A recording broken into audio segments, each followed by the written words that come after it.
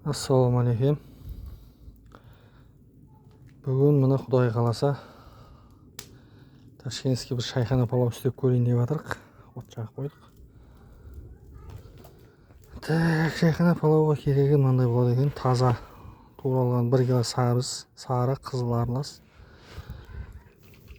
200 граммдай құйрық, 4-5 штук пияз, 1 килограмм таза қойдың еті. Кішкене пісте май керек болады екен.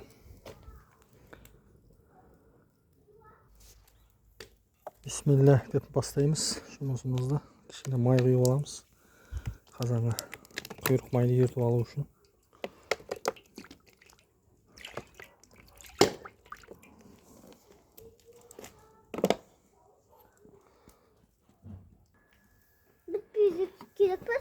Бисмилля.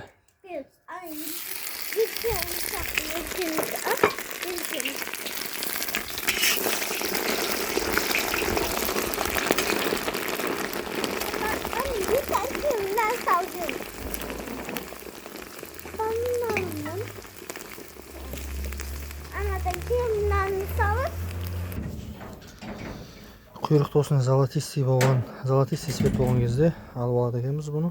Сосын бізде бір мынандай бір сүйегіміз бар. Енді әркімнің вкусы әрі қалай.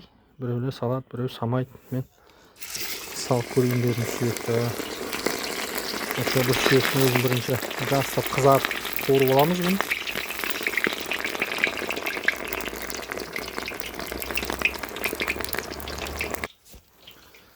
Мен осылай золотистый болғаннан кейін сүйекті шығарып аламыз отдельно. Сосын барып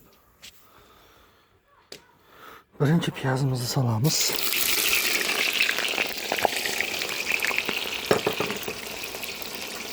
Пиязды жақсылап қызарғанға дейін қуырып, содан ары қарай ет саламыз сосын.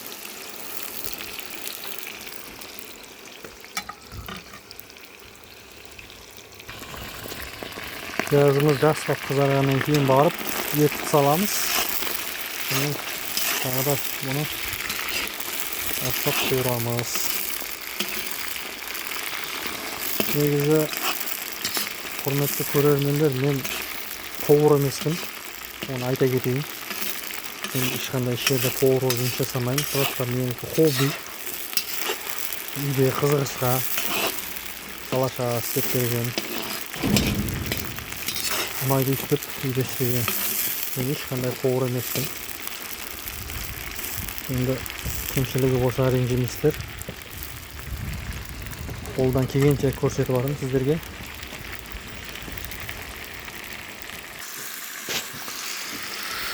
Мұны осылай ет салып қуырылады бұл да. Негізі шайхана палау деген, Ташкентте шайхана палау қара болады екен, қара палау. Палаудың цветі қара болу үшін пиязды қып-қызыл қуыру керек екен.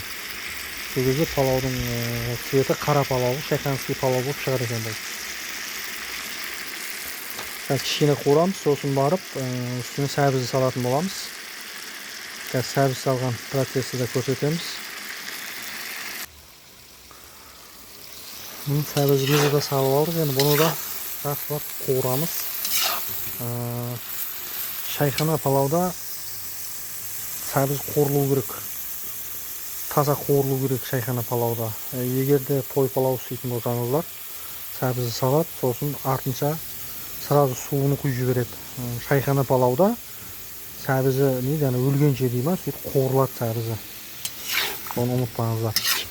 Сәбізінде жақсылап 10 минут, 5 минуттей қуырамыз. 5 минут, 10 минуттың аралығында жақсылап қуырып аламыз. Сосын барып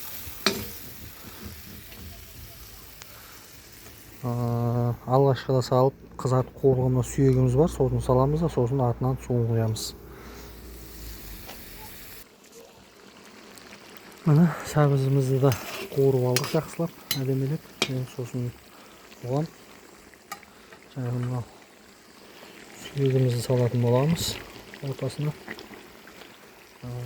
Әрі қарай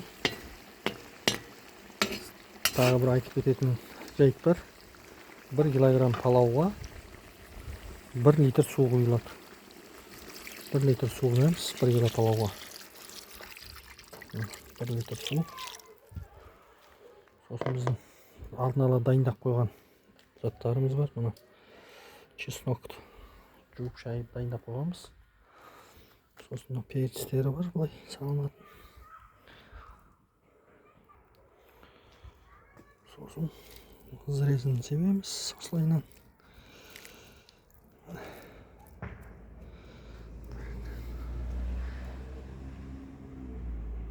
Палауымыздың, өзбек ташкентский шайхана палауымыздың Ташкентте зырвак дейді екен.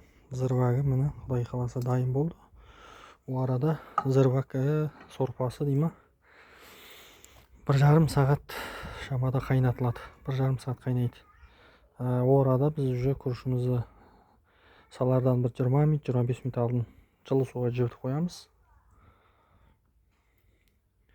Қазір күріш салу процесстерінде қоятын боламыз, көрсетеміз қазір. Қайнау процесі басталды. Қайнап жатыр. Шайхана палауымыз. Тағы да бір айтып кететін жөт. Мен тағы да бір қайталап айтайын. Мен ешқандай да повар емеспін. Жаман комментарий жазбаңыздар, өтініш. Шеф повар емеспін. Мен просто любитель ғой. Хобби дейді, хобби. Сондай.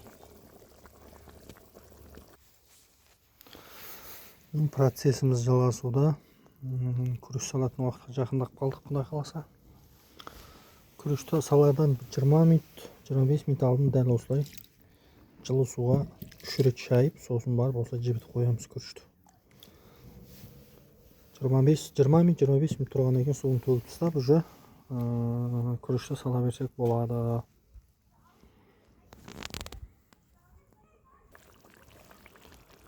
Ана Құдай қаласа күріш салу процесіне де келіп жеттік. Енді мынау күрішіміздің суын төгіп аламыз.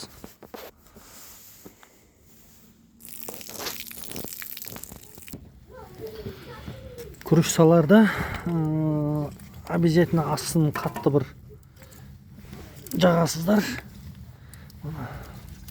Бір қатты қайнау керек күріш салған кезде. Сосын барып палауды бір айналдырғаннан кейін барып астын жайлатасыздар. Қазір күріш саламыз. Күріштерді дайындап суын төгіп алдық. Сосын ондай бетіне қойылған перецті, сосын чесноктың бәрін алып қоямыз шетке пока. Дәл осылай қатты бір қайнатып аласыздар. Астын қатты жағып. Қазір күрішін саламыз, сосын көрсететін боламыз қалған.